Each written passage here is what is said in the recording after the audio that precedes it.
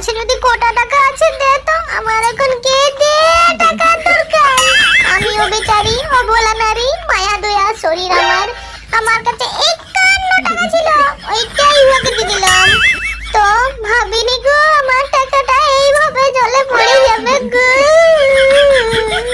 তো যাই হোক, আমার টাকাটা জলে পড়ে গেছে, এটা কিন্তু আমার কোনো দুঃখ নাই। তাহলে ও কেনে ভালো মন্দ খাবে। আর জানো, এই কথাটা যখনই আমি আমার মাকে বলতে গেলাম না, মা অমনি আমাকে উঠুন বলে দিল, অত ছোট ছেলের মতন খাসখাস করে কানার কিছু হয় নাই, তুই তো বোন খেয়েছে বাবা। ভাবতে পারছো নিজের মাটা এরকম বলে দিল গো। सेंटर फ्रूट कल्टी जीव